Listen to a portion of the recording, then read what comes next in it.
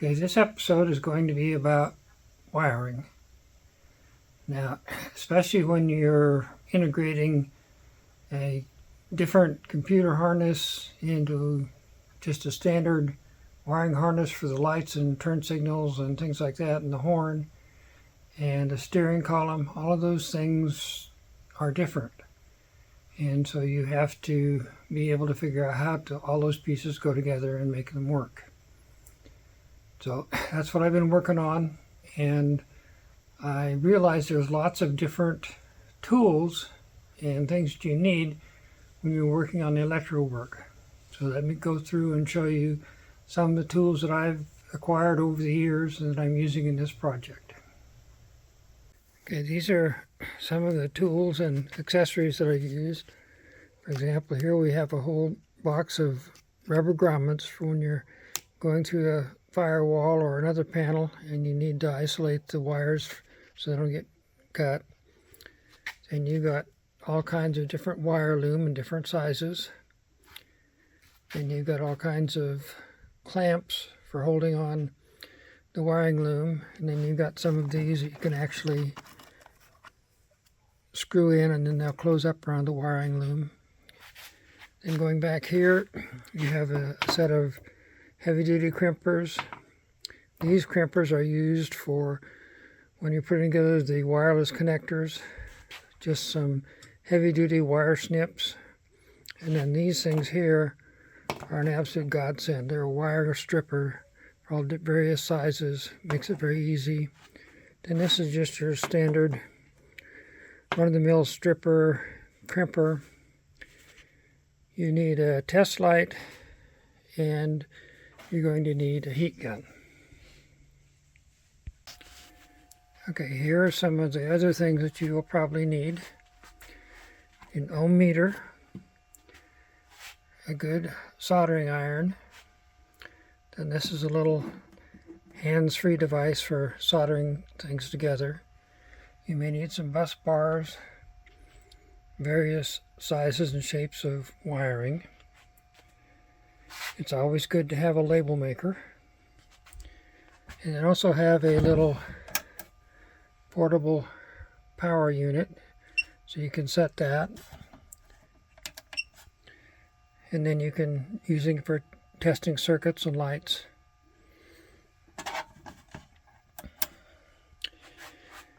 Then I don't like to use those standard connectors. I use basically butt connectors here with shrink wrap, and what I've got, not shrink wrap, but heat shrink. And then I've got basically a whole box, and you can tell I used a bunch of them here. But this has all various sizes for different types of wiring. And then you have wireless connectors, or waterproof connectors. I can't talk today. So these are the various connectors that I can use throughout. They have all the little pins here and the water connectors, or the waterproof connectors there. And that's what I have, that one special set of crimps for making these assemblies. You're going to need schematics for integrating the different types of systems together. And like I said, I have all kinds of other accessories that I've been using to try to put all this together. But so far I got most of the tools that I need. Just need to be able to put things together.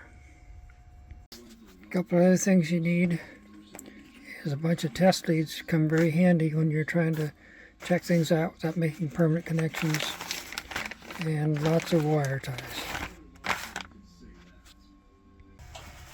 Okay, one of the things that I've learned to make a good connection is actually hook up power while I'm soldering these things to make sure that it works when I get all done.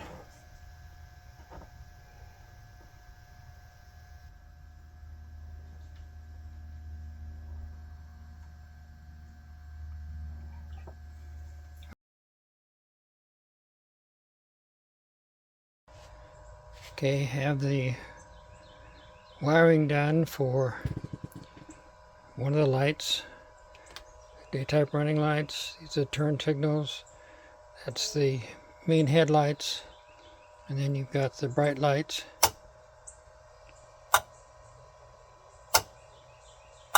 So now I just have to work on this one. So starting to get there. Still a little bit more work to do. Although it doesn't look like it, I am making some progress on the wiring. Integrating the headlights and turn signals from a 99 Pontiac Sunfire into a hot rod wiring harness involves tracing back wires to the fuse box and then looking at the different wiring diagrams as to what goes where. Something that takes a little bit of figuring out. I did use basically the tube here as a wire conduit, and then these are some extra wires that I'll use for some other things like wing power and things like that. Come back here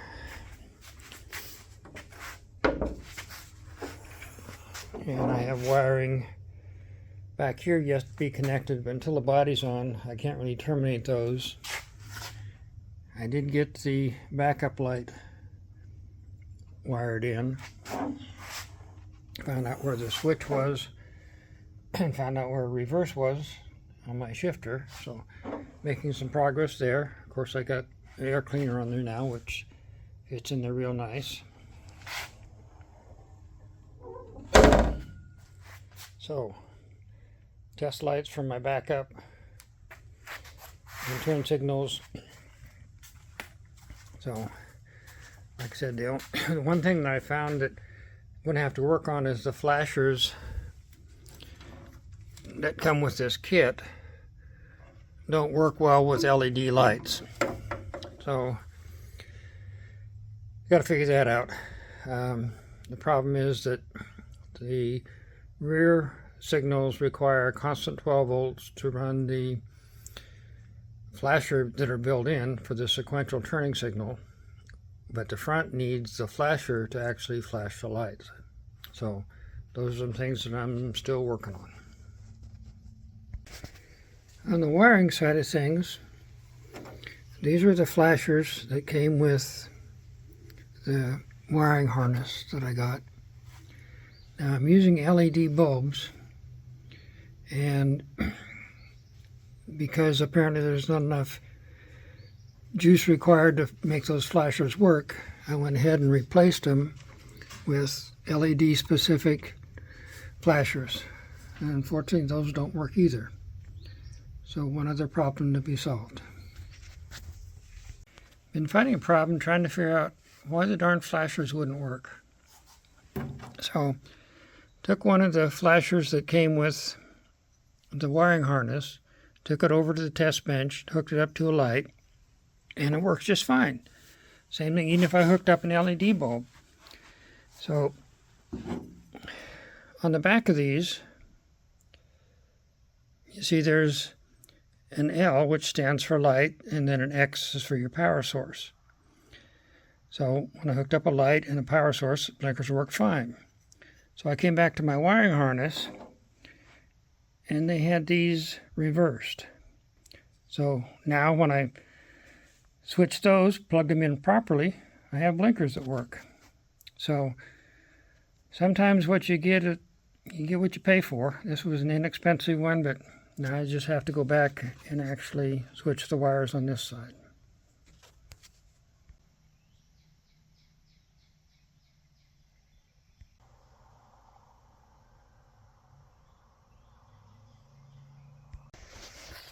Okay, all of the front lights are connected.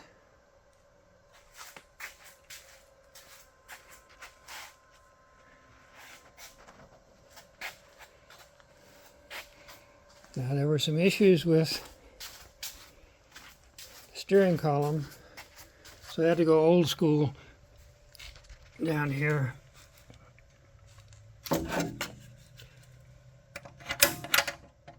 with bright lights. Still works though.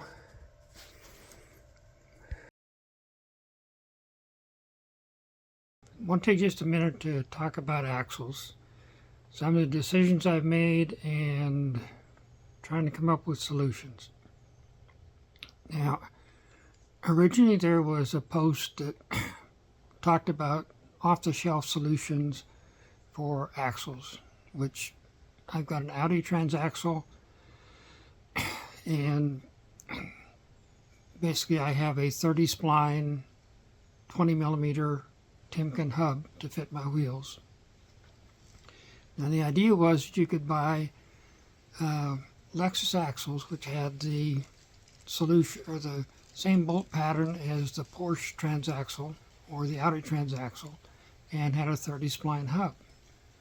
So that was kind of the basis for my decision in getting when I was building my car. So I bought the 30 spline hubs, and as I was building the car with the Aventador, it has basically a wider body than the Countach. So I ended up having to move my suspension out by about 1.5 inches on each side. So when I was all said and done, I went ahead and ordered the axles, the Lexus LS400 axles from like 1994, which have the 30 spline hub, have the correct bolt pattern. But when I got them and I started measuring them, they're basically about 5 inches too short. So I have a couple options. I could either cut them and try to sleeve them to make them about 5 inches longer, or I could look at getting custom axles. Now, I'm building on a budget. My 2 axles cost me about $300. Custom axles are about $1,000 more. So ideally I would have liked to have used almost like a drive shaft combination shown here, but trying to find someone to do that with a 30 spline spindle is very difficult. So it's a dilemma right now, and I'm still trying to come up with solutions. So if any of you have some suggestions as to what you've done for axles that's affordable, please put them in the comment below. Here, now let me show you exactly what I've got. Okay, here are the 2 Lexus axles, and when you actually look for dimensions online when buying them, they give you dimensions from here to here. Most manufacturers are going to go from here to here. Now, as I said, I've got the 30 spline axle or the hubs here with the proper bolt pattern, and the transaxle has the proper bolt pattern to fit those axles. Problem is length. So still have to come up with a solution. Just another problem to be solved. Alright, I believe I've come up with a solution for the axles. I have this end that works perfectly on my Audi transaxle, and I have this end here, which is the 30 spline hub that fits into my Timken hubs. The only part here is what's bad. So what I'll do is I'll measure what the exact distance is on this axle here, compare it to the length that I need, and then after watching some YouTube videos, basically that shaft is just held in by a couple snap rings.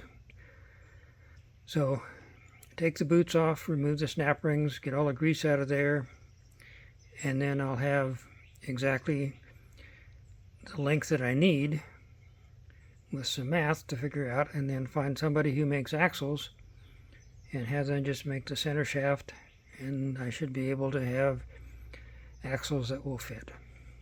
At least that's the plan for now.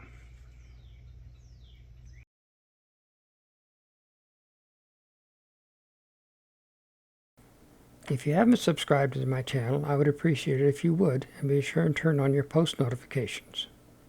Thank you for watching.